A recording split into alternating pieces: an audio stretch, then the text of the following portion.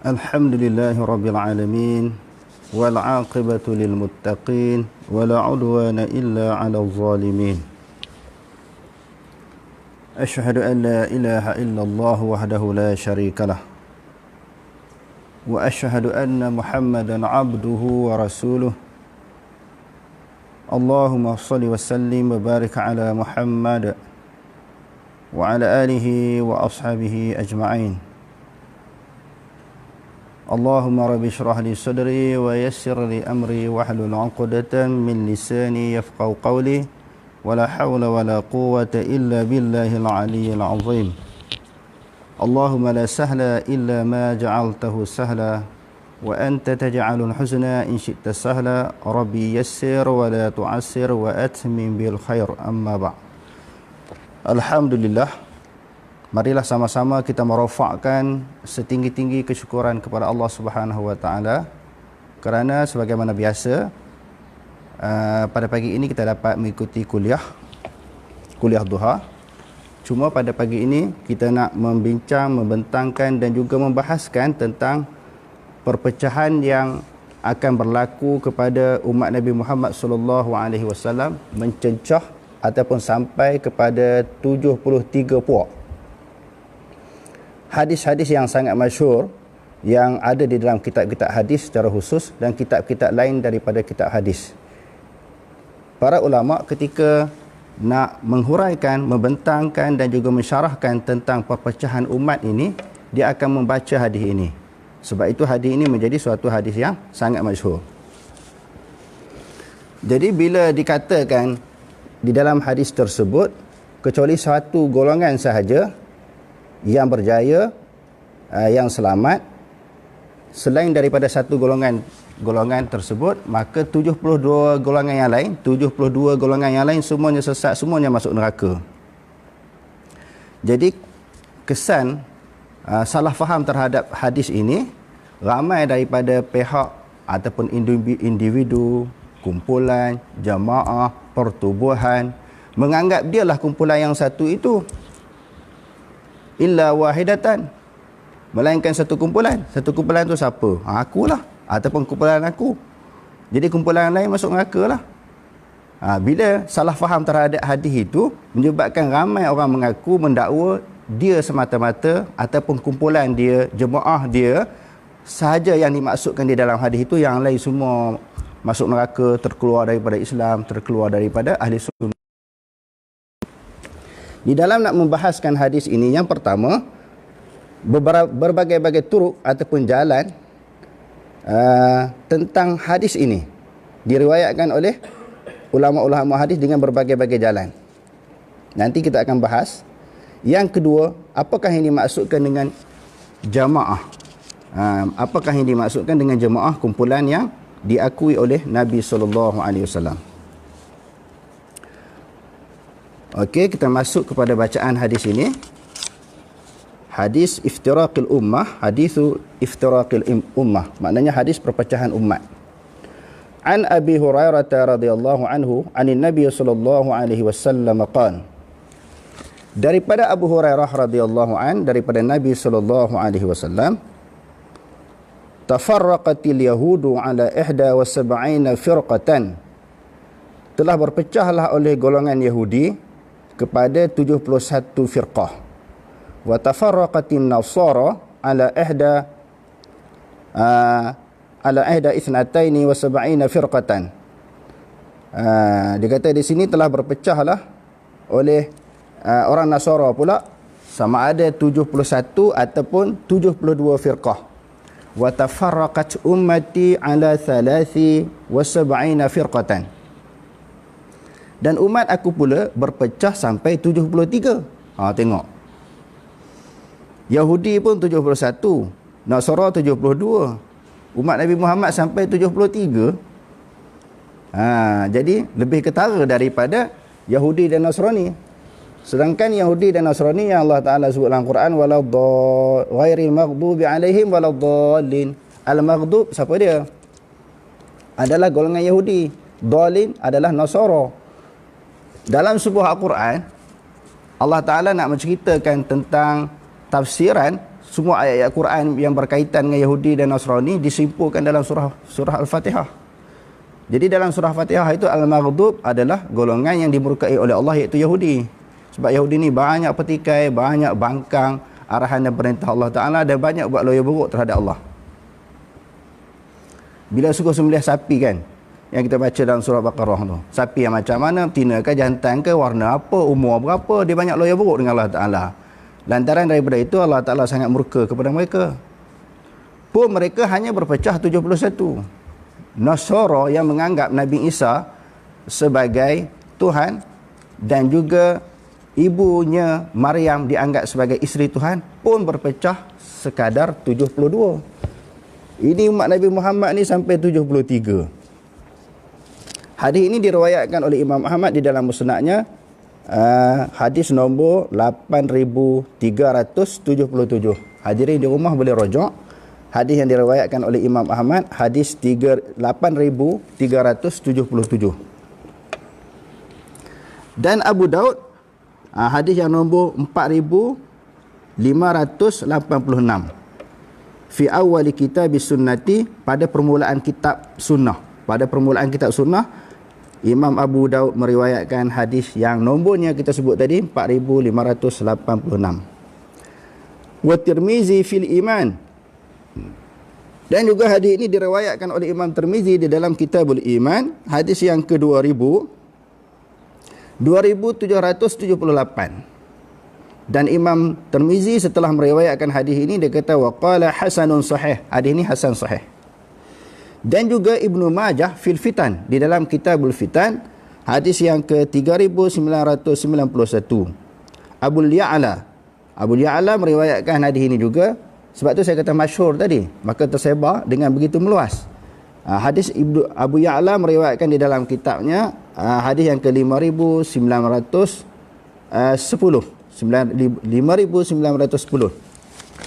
Ibnu Hibban, iaitu hadis yang ke-6247. Dan juga ada dua tempat Ibnu Hibban meriwayatkan. Pertamanya 6247, yang kedua 6731. Dan Imam Hakim di dalam Mustadrak, jilid yang pertama, muka surat 151, hadis yang ke-336. Tapi kalau tuan-tuan tak jumpa, maka cetakannya berbeza dengan cetakan saya, cetakan yang ada di rumah saya. Maka boleh cari, boleh jumpa. Dia juga wa ghairuhum min turuqin. Dan daripada selain daripada Musnad Imam Ahmad, Imam Tirmizi, Abu Daud, Ibnu Majah, Abu Ya'la, Ibnu Hibban, Hakim dan sebagainya, maka ada lagi riwayat-riwayat daripada jalan-jalan yang lain. Daripada Muhammad bin Umar bin Alqamah, daripada Abi Salamah, daripada Abu Hurairah, ani Nabi sallallahu alaihi wasallam, laisa fihi ziyadah al-mazkur kulluha finnar illa wahidatan. Ada hadis-hadis pula tak ada sebut kulluha finnar, kecuali satu golongan. Bukan semua hadis kata semuanya sama di sudut matanya. Ada hadis yang tak masukkan finnar illa wahidatan. Maknanya kalimah itu, tambahan itu tak ada. Sebahagian riwayat tidak ada kalimah tambahan tersebut, yakni kulluha finnar illa wahidatan. Wa ruwiya hadis istiraqi aidan min hadis Muawiyah bin Abi Sufyan.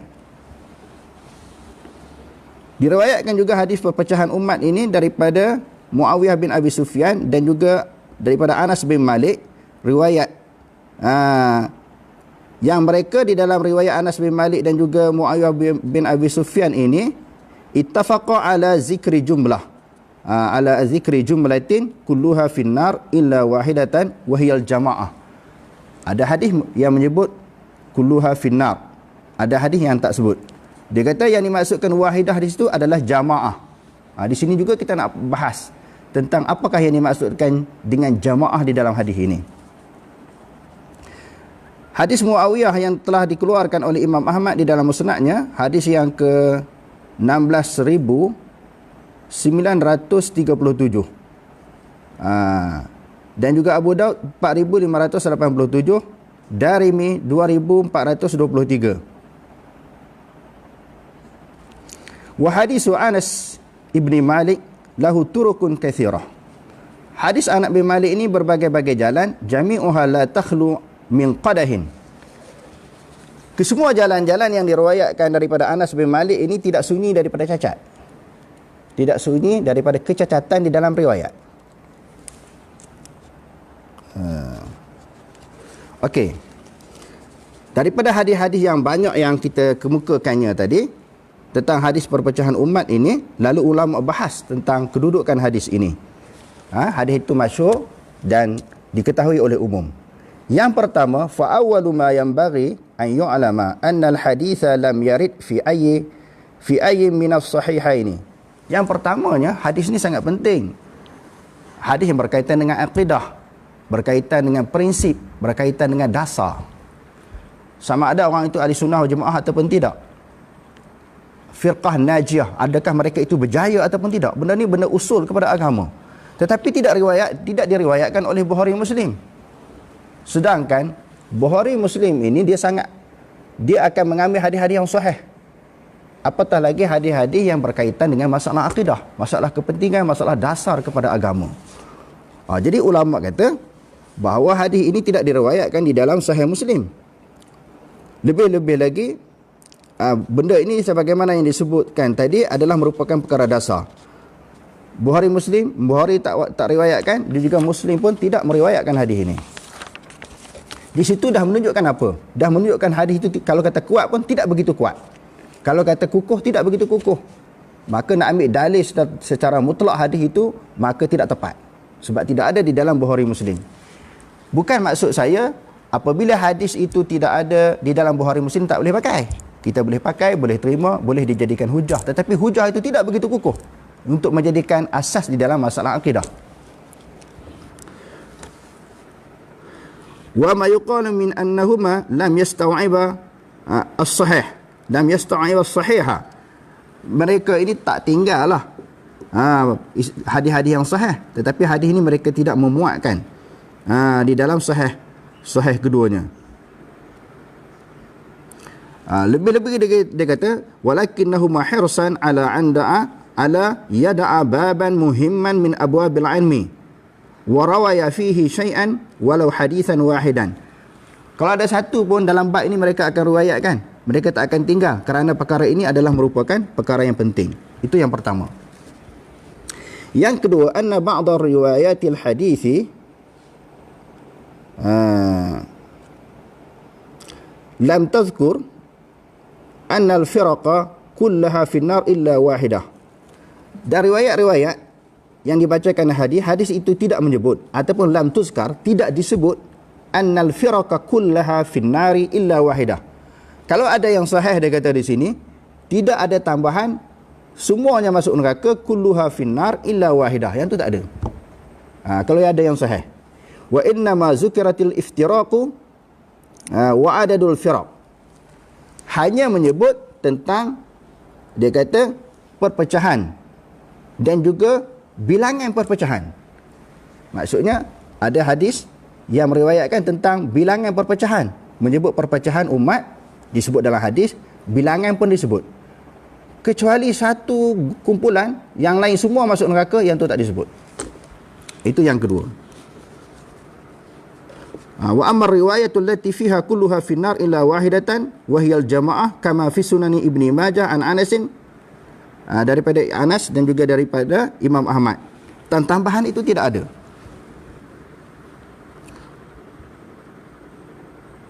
Qala Syekh Syu'aib Al-Arnaud, dia kata hadza isnadun dha'if.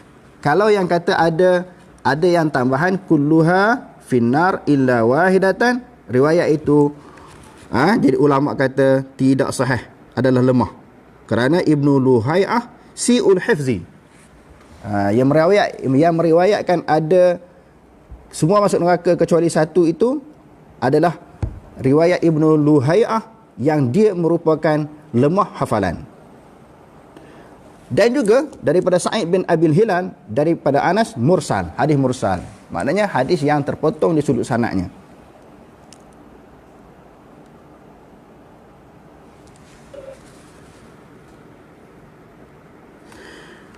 qala al-'Alamah bin al-Wazir al-Yamani. Ibn al-Wazir al-Yamani menyebut di dalam kitab Al-Awasim wal Qawasim tentang tambahan kulluha halikatun illa wahidah fa innaha ziyadatun fasidatun. Itu adalah merupakan tambahan yang rosak. Ghairu sahihil qa'idah, tidak sahih di sudut kaedah. Kerana tidak sahih di sudut kaedah. Yang seterusnya, penilaian Ibnu Hazm pula terhadap hadis tersebut. Wa an Ibn Hazm annaha mawdu'ah. Hadis yang ada tambahan semuanya masuk neraka kecuali satu, tambahan itu maudhu', bukan lagi dhaif ataupun lemah. Ghairu mauqufah wala marfu'ah. Tidaklah maknanya bukan mauquf, bukan terhenti kepada sahabat, wala marfu'ah, tidak diangkat kepada Nabi sallallahu alaihi wasallam. Wa kadzalika jami'u ma warada fi zammil qadariyati wal murji'ati wal asy'ariyah. Begitu juga hadis tentang cercaan terhadap qadariyah, murji'ah dan asy'ariyah. Fa innaha ahaditsu dha'ifah ghairu qawiyah. Semuanya hadis-hadis itu lemah, Ibnu Hazm kata, dan tidak kuat. Wal hadisu duna zikrin, hadis yang tidak menyebut kulluha finnar illa wahidatan. Dalam hadis-hadis yang sahih tidak ada tambahan tersebut.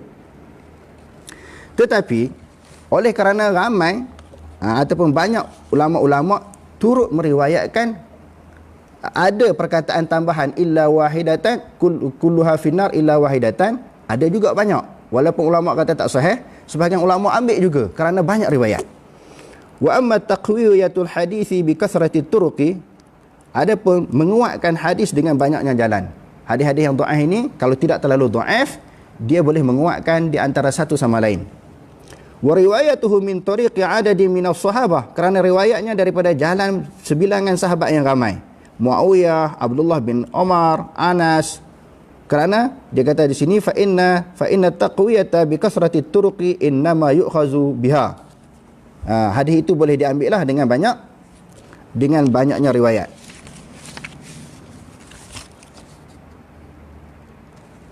Okey. Yang seterusnya, di antara kemusykilan yang ada di dalam hadis yang dibacakan tadi, wa fil matni hadzal hadisi isykalun min haitsu annahu ja'ala hadhihi al-ummata allati bawwa'aha Allahu mansibus syahadati 'ala an-nasi. Hadis itu juga kalau nak dikatakan sahih, ini satu muskil. Kerana Allah Subhanahu wa taala telah menentukan umat Nabi Muhammad ini adalah merupakan saksi, syuhada 'ala an-nas. Macam mana boleh umat yang diiktiraf, yang boleh diakui, yang diakui oleh Allah Ta'ala menjadi saksi kepada sekalian umat? Apakah maksud menjadi saksi? Kalau umat dulu menafikan mereka diutuskan, mereka tak beriman kerana tak ada Rasul. Jadi kita umat Nabi Muhammad ini akan mendakwa di hadapan Allah Subhanahu Wa Ta'ala di negeri akhirat, tak. Kalau kami pun ada Rasul, bagaimana kamu tidak ada Rasul? Kamu tak boleh bagi alasan kamu tak beriman, kerana setiap umat akan diutuskan Rasul. Walaqad ba'athna fi kulli ummatin rasulan an ya'budullaha wajtanibut taghut. Demi sesungguhnya kami telah membangkitkan kepada setiap umat itu akan seorang rasul, yang mana rasul ini mengajak manusia menyembah Allah dan menjauhkan diri daripada taghut. Jadi bagaimana ke umat yang diiktiraf oleh Allah Ta'ala ini berpecah sampai 73? Yahudi berpecah 71, Nasrani 72. Tiba-tiba hak yang kata sesat tadi, Yahudi dan Nasrani sesat tadi, tiba-tiba umat Nabi Muhammad ni sampai 73, lebih sesat daripada Yahudi dan Nasrani lah umat Nabi Muhammad ni. Jadi ulama bahas betul ke tentang kedudukan hadis itu, menunjukkan ada longgar tu. Dan Allah Ta'ala wa wasafaha, telah mensifatkan umat Nabi Muhammad ini bi annaha khairu ummatin ukhrijat linnas. Selain daripada menjadi saksi, Allah Ta'ala mensifatkan khairu ummatin, sebaik-baik umat. Kalau dikatakan hadis itu hadis yang sahih, maka umat Nabi Muhammad lebih teruk daripada Yahudi, lebih teruk daripada umat Nasrani. Aswa'u minal Yahudi wan Nasara fi majal iftiraq, fil majal tafarruq. Lebih teruk, lebih keji daripada Yahudi dan juga Nasrani di sudut perpecahan. Kalau kata hadis itu sahih, bercanggah banyak. Ini bukan andaian saya, perbahasan yang dikemukakan oleh ulama. Maknanya umat Nabi Muhammad ni lebih teruk daripada umat Yahudi, lebih teruk daripada umat Nasrani. Mereka pun berpecah sampai pada 72. Umat Nabi Muhammad ni sampai 73. Wa ikhtilafi hatta annahum zadu fi firaqihim. Umat Nabi Muhammad bertambah daripada firqah-firqah yang ada di dalam Yahudi, yang ada di dalam Nasrani. Alal Yahudi wan Nasara, atas Yahudi dan juga Nasrani. Sedangkan Quran kata wa hadza ma'a anna al-Qur'ana qala fi sya'nil yahud. Sedangkan Allah Ta'ala sendiri sebut dalam Al-Quran wa alqaina bainahumul adawata wal baghdha'a ila yaumil qiyamah. Surah Al-Maidah ayat 64. Kami campakkan kepada mereka itu permusuhan, kebencian sehingga hari kiamat. Daripada permusuhan dan kebencian itulah menyebabkan mereka berpecah. Dan Allah Ta'ala sebut dalam Al-Quran hasadan min indi anfusihim min ba'di ma tabayyana lahumul haq. Hasad yang ada di dalam hati mereka. Maknanya Yahudi dan Nasrani ini tak boleh lari, tak boleh elak daripada perasaan hasad. Daripada perasaan hasad, kebencian dan permusuhan itulah menyebabkan mereka berpecah begitu banyak. Tetapi dahsyat lagi umat Nabi Muhammad sampai 73. Tengok. Betul ke hadis itu nak dianggap sebagai satu hadis yang sahih? Ini keraguan-keraguan yang dikemukakan oleh ulama. Itu yang Allah Ta'ala sebut tentang Yahudi. Dan Allah Ta'ala juga menyebut tentang Nasara wa qala fi sya'nin Nasara fa'aghrayna bainahumul adata wal baghdha'a ila yaumil qiyamah. Kami tanamkan daripada kalangan mereka permusuhan, kebencian sehingga hari kiamat. Maknanya Yahudi dan Nasrani ini memang ada sifat benci-membenci di antara satu sama lain. Hasad menghasad di antara satu sama lain. Wa qalatil yahudu laisatin nasara ala syai' wa qalatin nasara laisatil yahudu ala syai'. Allah Ta'ala kata Yahudi condemn orang Nasrani, orang Nasrani condemn orang Yahudi. Tengok terang dalam Quran. Orang Islam benci-membenci pun umat Nabi Muhammad ini, kutuk-mengutuk pun, cerca-mencerca pun tidaklah sampai kepada satu tahap, satu peringkat kebencian macam mana yang dialami oleh orang Yahudi dan Nasrani. Tak sampai peringkat macam tu.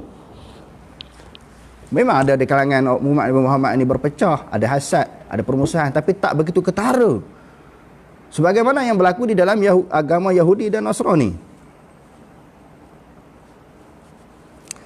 Walam yaji fil Quran an ummatil Islami syai'un yushbihul hadha.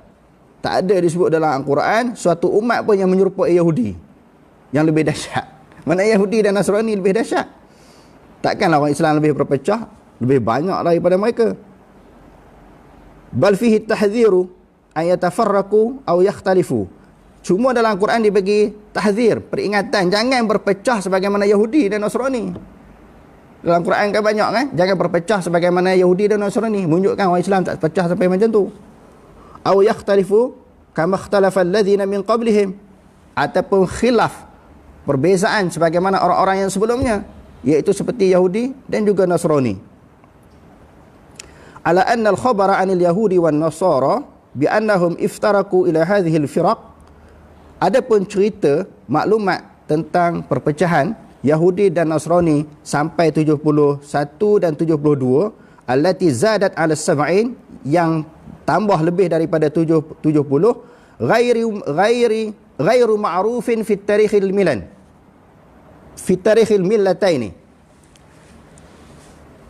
Ulama-ulama tarikh yang mengkaji tentang perkembangan agama-agama dalam dunia, ulama-ulama yang mengkaji tentang perkembangan agama-agama dalam dunia, tak jumpa hujah, tak jumpa dalil orang Yahudi berpecah sampai 71, orang Nasrani berpecah sampai 72. Tak ada di sudut kajian sejarah. Sampai macam tu.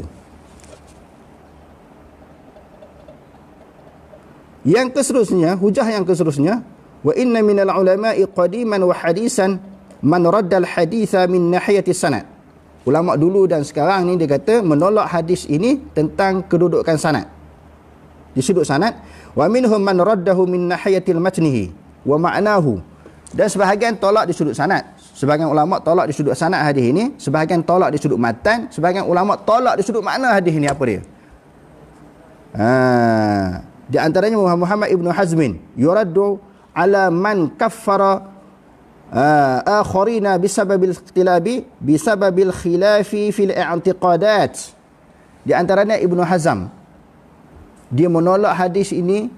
Dia menolak hadis ini yang dijadikan hujah kepada mana-mana golongan untuk mengkafirkan orang lain apabila berlaku khilaf. Ini banyak duduk berlaku ni. Dia mengkafirkan orang kerana dia rasa dia adalah duduk dalam kumpulan tu. Orang berbeza dengan dia kafir, orang yang berbeza dengan dia keluar daripada Islam, orang berbeza dengan dia keluar daripada ahli sunnah wal jamaah. Lantaran pada itu duduk digerepok lah. Hak kami saja ahli sunnah wal jamaah ni, pokok kami ni. Lepas tu digerepok orang. Dia ni terkeluar daripada ahli sunnah wal jamaah. Ini yang berlaku.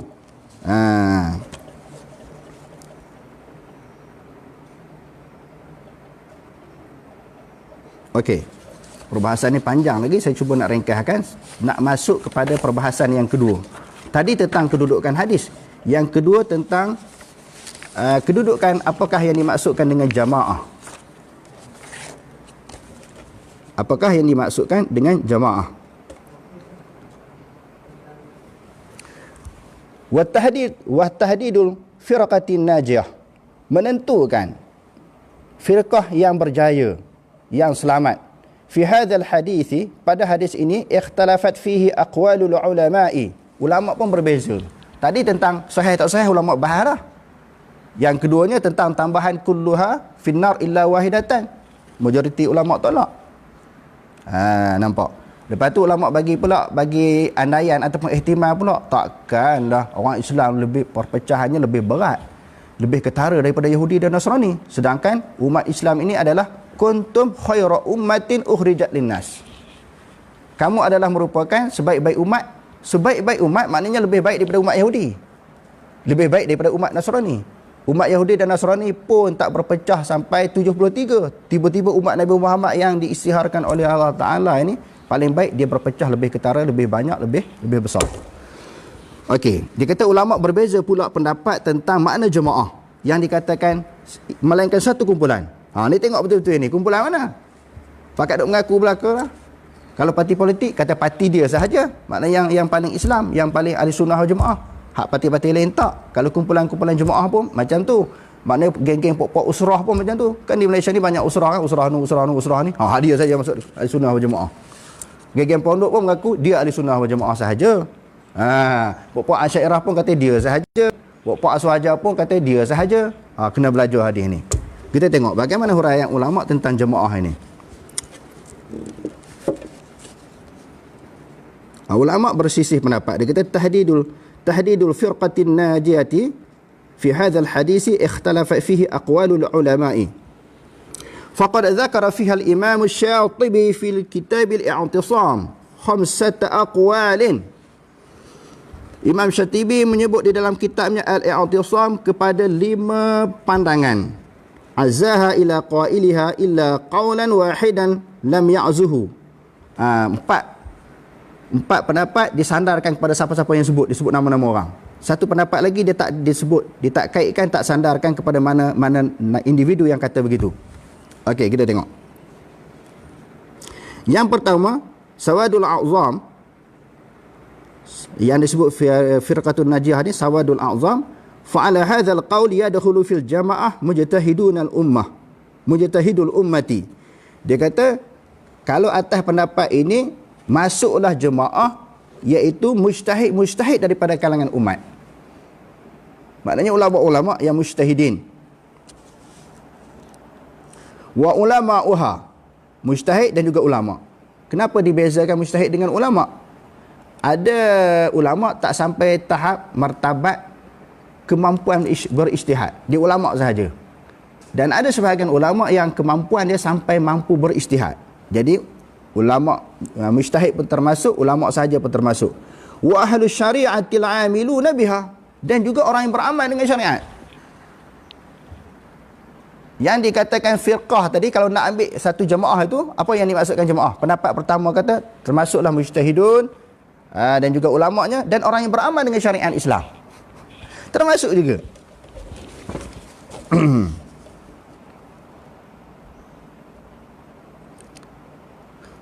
Wa man siwahum dakhiluna fi hukmihim. Dan selain daripada itu, asalkan menjadi umat Nabi Muhammad yang Islam termasuk dalam hukum ini. Li'annahum tabi'una lahum wa muqtaduna bihim. Kerana mereka itu mengikut akan mereka itu. Maknanya golongan orang awam pun termasuk juga daripada kalangan ahli sunnah wal jamaah, kerana mereka mengikut mujtahidin ulama yang beramal dengan syariat Islam. Maka termasuk. Kalau kita tengok pandangan, ulasan, syarahan, keterangan bagi pendapat yang pertama ini, maka semua orang termasuk. Di Malaysia ini sama ada golongan Salafi ataupun golongan Asy'ariyah ataupun golongan Maturidiyah, sama ada Salaf, Khalaf, semua termasuk daripada kalangan ahli sunnah wal jamaah. Dengar elok-elok. Jangan mengeluarkan orang daripada ahli sunnah wal jamaah. Apatah lagi mengkafirkan, apatah lagi menyesatkan. Pandangan yang kedua, a'immatul ulama'il mujtahidun. Maknanya ulama-ulama yang berijtihad, yang mampu berijtihad. Wal maqsudu bihim ulama'ul a'lam min a'immatil huda mutbi'ina lil kitabi wa sunnati. Ulama-ulama yang menyebarkan, menyampaikan agama Islam yang berlandaskan kepada Quran dan hadis. Yang berlandaskan kepada Al-Quran dan hadis. Pandangan yang ketiga berhubung dengan satu firqah yang berjaya, yang selamat daripada neraka, was-sahabatu 'alal khusus. Pendapat yang ketiga kita sahabat. Khususnya sahabat. Qala Syatibi, Imam Syatibi kata, fa'ala hadzal qawli falafzul jamaah mutabiqul riwayatil ukhra. Kerana lafaz jemaah itu bersesuaian dengan lafaz dalam riwayat yang lain. Bersesuaian dengan lafaz di riwayat yang lain. Seperti ma'ana alaihi wa ashabi. Dalam riwayat kata apa? Illa wahidatan ma'ana alaihi, yang aku atas jalannya, wa ashabi, iaitu sahabat aku. Jadi kalau yang ketiga ini, makna yang dimaksudkan jemaah itu adalah sahabat. Pendapat yang keempat, jama'atu ahli Islam, jemaah orang Islam keseluruhannya, idza ajma'u ala amrin idza ajma'u ala amrin wajaba ala baqiyati ahli al-milal itba'uhum. Bila mereka sepakat di atas sesuatu urusan, sependapat, maka keseluruhan agama wajib ikut mereka, yakni umat Islam. Jadi maknanya yang keempat juga memberi dengan maksud makna umum. Dengan makna umum. Okey. Yang kelima juga menyebut begitu, wa annaha jama'atul muslimin idza jatama'u ala amirin, yakni disandarkan apabila mereka berhimpun mentaati atas suatu amir.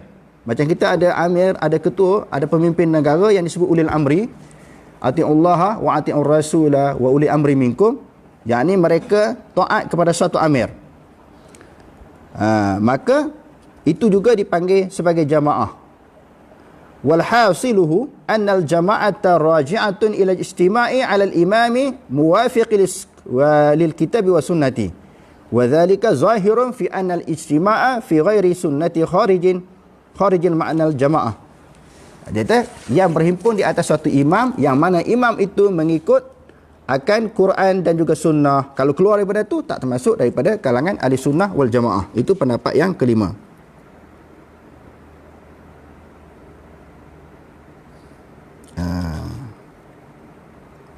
Dan juga kesimpulan yang disebut oleh seorang ulama yang namanya Khattabi, dia kata waqad nahal Imamul Khattabi, telah mengemukakan Imam Khattabi manhan, satu pandangan, akhar, pandangan yang lain, qariban min hadzal kitabi, lebih hampir tentang daripada pandangan-pandangan yang disebutkan tadi di dalam kitabnya yang dikenali dengan Kitabul Uzlah. Faqala al-firqatu firqatani. Firqah itu terbahagi kepada dua firqah. Firqatul ara' wa firqatul adyan. Pertamanya firqah di sudut pandangan-pandangan. Yang keduanya firqah di sudut agama, adyan. Hak tu memang sesat. Firqah di sudut agama-agama memang sesat yang kedua ini. Adapun di Malaysia ini, sama ada parti-parti politik ataupun pertubuhan, dia hanya firqatul ara'. Firqah, kumpulan di sudut pandangan. Macam kita kata parti politik. Adanya PAS-nya, PAN-nya, UMNO-nya, Parti Bersatunya, Keadilannya, apa lagi? Parti-parti orang Melayu yang beragama Islam. Ini hanya firqatul ara', bukan firqatul adian. Sebab tu berbeza di dalam perselisihan pendapat dalam masalah isu politik, isu parti tidak boleh mengkafirkan di antara satu sama lain. Kerana firqatul ara'. Begitu juga kita ada kumpulan jemaah, tablignya, kalau dulu tablignya apa dia lagi? Jimnya, ikramnya, dan golongan usrah yang sewaktu dengannya lah. Ada beberapa kumpulan usrah yang lain. Ini pun perbezaan firqatul ara'. Maknanya firqah perbezaan di sudut pandangan, bukan di sudut adian agama. Sebab tu saya pernah sebut dulu, walaupun saya mendapat tentangan yang keras daripada berbagai pihak, keluar parti bukan keluar agama, masuk parti bukan masuk agama. Bila kita mati dalam kubur besok ditanya tentang keimanan, bukan ditanya tentang pegangan politik ataupun parti kita. Dan saya nak sebut sini, bila berlaku saya tengok sedih sangat bila orang buat laporan tentang Ustaz Muhyiddin Khawli. Dikatakan dia bukan ahli sunnah wal jemaah, dia wahabi, pakat-pakat duk bagi tekanan kepada dia semata-mata kerana dia orang luar, sedangkan dia sebagai tetamu kita. Man kana yu'minu billahi wal yaumil akhir falyukrim dhaifah. Barang siapa beriman kepada Allah Subhanahu wa taala dan hari akhirat, hendaklah dia memuliakan tetamu. Bahkan Ustaz Muhyiddin Khawli ini bukan tetamu biasa, dia seorang pendakwah, seorang orang alim. Kemunculan dan kedatangan dia ke negara kita ini adalah membawa rahmat, membawa sinar baru kepada masyarakat agama Islam kita supaya memahami agama itu dengan cara lebih terbuka. Walaupun kadang-kadang dia bagi pandangan berbeza dengan kita.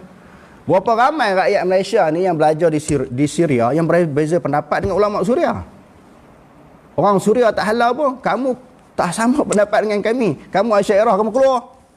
Buat laporan kepada Balai Polis Syria ataupun Jabatan Agama Syria. Tak ada dia orang buat macam tu. Tetapi bila berbeza dengan Ustaz Muhyiddin Khawli ini, duk pergi report, nak halau dia keluar. Bersikap gentleman lah saudara-saudara sekalian. Kalau tak puas hati, debat, hujah, muzakarah dengan dia. Bukan bagi bertindak sebagai kebudak-budakan. Kan dikatakan golongan Aswaja ni banyak ulama.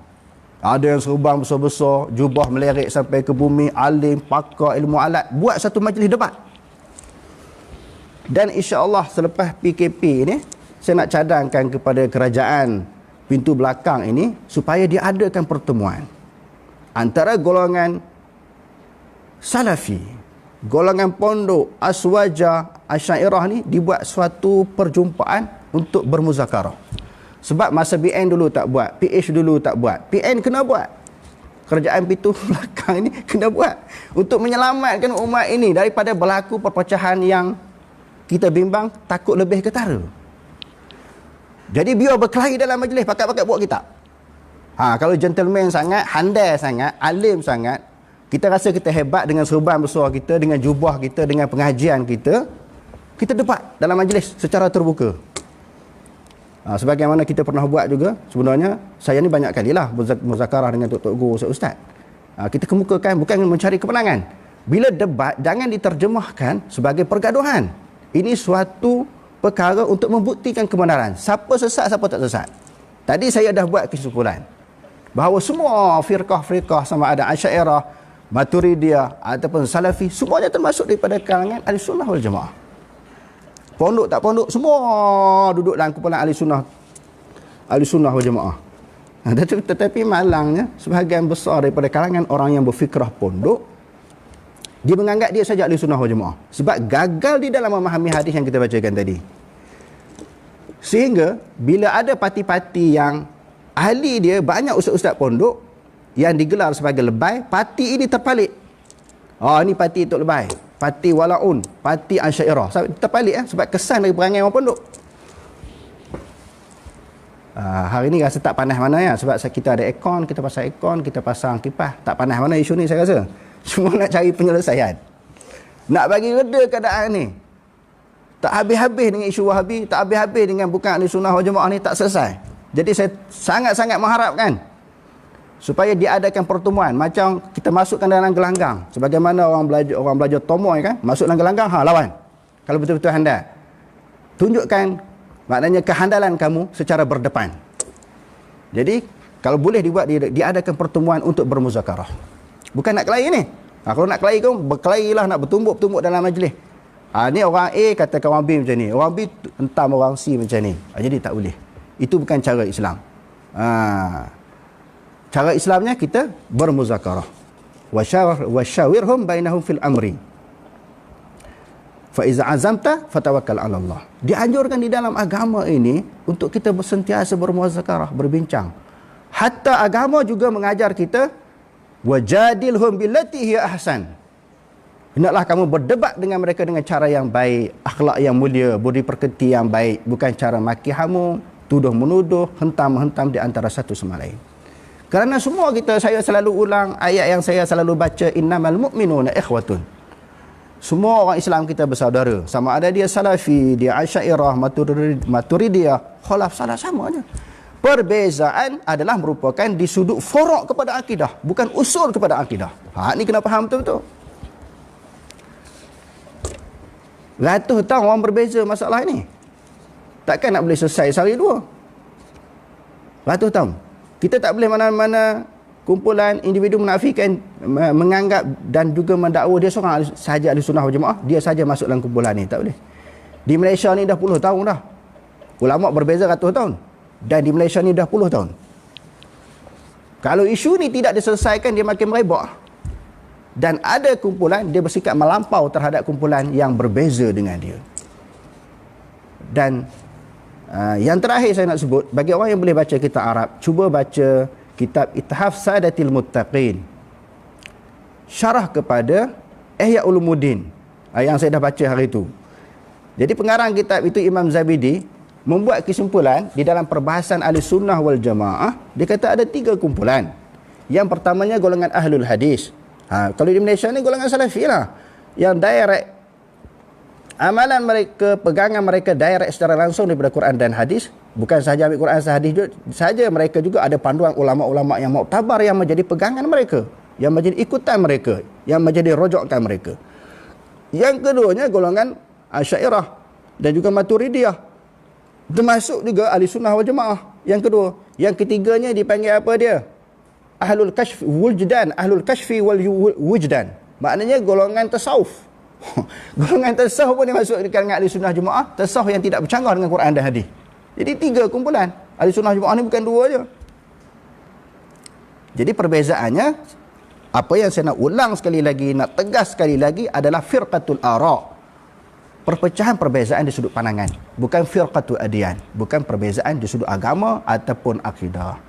Jadi tuan-tuan boleh share, sebarkan maklumat ini seluas-luas mungkin untuk meredakan keadaan yang berlaku, yakni perpecahan yang berlaku, yang sedang panas, hangat diperkatakan dan diperbincangkan oleh umat Islam di dalam negara kita.